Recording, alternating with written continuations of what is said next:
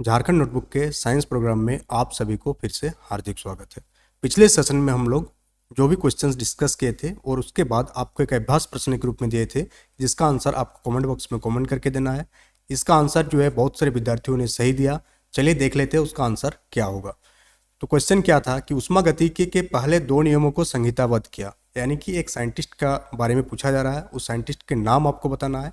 उसने क्या किया, ऊष्मागतिकी के पहले दो नियमों को कोडिफाइड किया और ये अनुमान लगाया कि तापमान का जो एब्सोल्यूट जीरो टेम्परेचर होती है, निरपेक्ष शून्य होती है, उसका मान कितना होती है, -273.1.5 डिग्री सेल्सियस। तो साइंटिस्ट का नाम क्या है? तो चार ऑप्शन है आपके पास, William Crooks, option B William Thomson, option C Luis Alvarez and option D Robert Hooke. तो इस सवाल का सही जवाब जो हो जाएगा आपको विलियम थॉमसन। तो विलियम थॉमसन ने ही ऊष्मागतिकी के पहले दो नियमों को संहिताबद्ध किया था और एब्सोल्यूट जीरो टेम्परेचर का मान कितना होगा, -273.15 डिग्री सेल्सियस होगा, ये भी अनुमान लगाया था। चलिए आगे बढ़ते हैं आज का सेशन का पहला क्वेश्चन की ओर। उससे पहले अगर आप झारखंड से संबंधित कोई भी एग्जाम की तैयारी कर रहे हैं, चाहे जेएसएससी हो, जेएसएससी का कोई भी एग्जाम, चाहे आप जेपीएससी सिविल सर्विस या झारखंड टेट वगैरह के एग्जाम की तैयारी कर रहे हैं, तो साइंस सब्जेक्ट की बेहतर प्रिपरेशन के लिए आप चैनल के साथ जुड़ सकते हैं। जो लाइव डेली रोज 11 बजे, सुबह 11 बजे ये सेशन अपडेट होती है, जिसमें हम लोग साइंस के बेहतरीन क्वेश्चंस के बारे में डिस्कस करते हैं। तो आज का सेशन का पहला क्वेश्चन है कि निम्नलिखित में से किसे किसे ऊष्मागतिकी का पहला नियम भी कहा जाता है।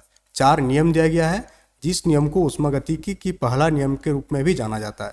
ऑप्शन ए है बॉयल का नियम, ऑप्शन बी है ऊर्जा संरक्षण का नियम, ऑप्शन सी है चार्ल्स का नियम और ऑप्शन डी है द्रव्यमान संरक्षण का नियम। तो आपको बता दें कि ऊष्मागतिकी का पहला नियम को द्रव्यमान संरक्षण के नियम से भी जाना जाता है। ऊष्मागतिकी के नियम का दूसरा नाम जो है वह है द्रव्यमान संरक्षण का नियम। आप इसका विश्लेषण को देख लेंगे कि ऊष्मागतिकी के पहले नियम को ऊर्जा संरक्षण नियम के रूप में भी जाना जाता है। ऊर्जा संरक्षण के नियम क्या बताती है कि ऊर्जा का ना तो बनाया जा सकता है, यानी कि ना तो हम लोग ऊर्जा को क्रिएट कर सकते हैं, और ना ही ऊर्जा को नष्ट, यानी कि ना तो हम एनर्जी को डिस्ट्रॉय कर सकते हैं। हम लोग ऊर्जा को क्या कर सकते हैं, केवल एक रूप से दूसरे रूप में उसको ट्रांसफर या उसको परिवर्तित कर सकते हैं। तो ये है ऊर्जा संरक्षण का नियम, जिसे हम लोग ऊष्मागतिकी के पहले नियम के बारे में भी जानते हैं। तो चलिए चलते हैं आज के सेशन का नेक्स्ट सवाल की ओर। नेक्स्ट सवाल है कि कड़ाके की सर्दी में घरों को गर्म रखने के लिए धूप का उपयोग करने की अभिनव अवधारणा को क्या कहा जाता है। यानी जब कड़ाके की सर्दी होती है तो हम लोग क्या करते हैं, घर को गर्म रखते हैं, जिसमें हम लोग धूप का उपयोग करते हैं। तो इस कॉन्सेप्ट का नाम क्या है? आपके पास चार ऑप्शन है, latent solar heat, option B conductive solar heating, option C radiation heating and option D passive solar heating.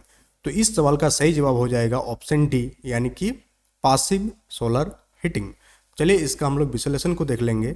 जो निष्क्रिय यानी कि पासिव सोलर हीटिंग होती है वो क्या होती है, इमारत में जो है सूरज से गर्मी को फंसाती है। सूरज से जो हीट जनरेट निकलती है उसको क्या करती है, घर के अंदर क्या करती है, उसको ट्रैप कर लेती है। क्या कर लेती है? ट्रैप कर लेती है। वो सूरज की अनुपस्थिति में उस गर्मी को क्या कर देते हैं, वो रिलीज कर देती है। इसलिए इस सवाल का सही आंसर हो जाएगा पासिव सोलर हीटिंग। चलिए बढ़ते हैं आज का सेशन का नेक्स्ट क्वेश्चन की ओर। और आज का सेशन का नेक्स्ट क्वेश्चन है कि सूरज पृथ्वी को गर्म करता है किस मीडियम के। हम लोग सभी जानते हैं पृथ्वी जो गर्मी प्राप्त करती है वो बाहर से यानी कि सोलर से भी प्राप्त करती है और अपना इंटरनल हीटिंग भी होता है। बट इस सवाल में पूछा गया है कि सूरज पृथ्वी को जो गर्म करती है, ये चार ऑप्शनों में से कौन से ऑप्शन से गर्म करती है। Option A convection, option B radiation, option C conduction and option D fission. तो सन जो होती है अर्थ को हीट करती है थ्रू रेडिएशन प्रोसेस। किससे? विकिरण के थ्रू जो होती है सूरज पृथ्वी को गर्म करती है।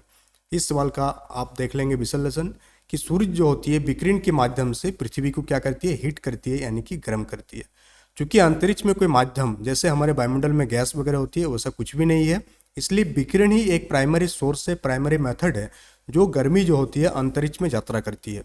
जब गर्मी पृथ्वी तक पहुंचती है तो यह वायुमंडल के अणुओं को गर्म करती है। जैसे ही वो अंतरिक्ष से वायुमंडल में प्रवेश करेगी तो वो वायुमंडल के अणुओं को क्या करेगी, हीट करेगी।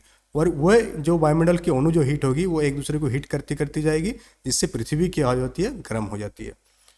चलिए आज के सेशन का हम लोग अभ्यास प्रश्न के बारे में बात करेंगे, जिसका आंसर जो है आपको कमेंट बॉक्स में कमेंट करके देना है।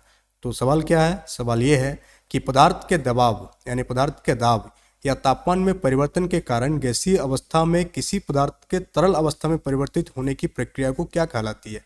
यानी कि दाब और तापमान के कारण कोई गैसियस स्टेट में कोई वस्तु है, कोई चीज़ है, वो किस में कन्वर्ट हो जा रही है, लिक्विड में कन्वर्ट हो जा रही है। तो इसको हम लोग क्या कहते हैं, इस प्रोसेस को क्या कहते हैं। आपके पास 4 ऑप्शन है। ऑप्शन ए बाष्पीकरण, ऑप्शन बी संतृप्ति यानी कि सेचुरेशन, ऑप्शन सी संघनन एंड ऑप्शन डी ट्रांसफॉर्मेशन यानी कि रूपांतरण। इस सवाल का आंसर आप कमेंट बॉक्स में कमेंट करके देंगे। साथ ही आप बताएंगे कि आपको सेशन कैसा लग रहा है। कमेंट बॉक्स में कमेंट करके कोई भी फीडबैक है उस फीडबैक को आप बताएंगे। इस सेशन को बेहतर कैसे भी किया जा सकता है इसके बारे में आप राय देंगे। तब तक के लिए धन्यवाद और जोहार झारखंड।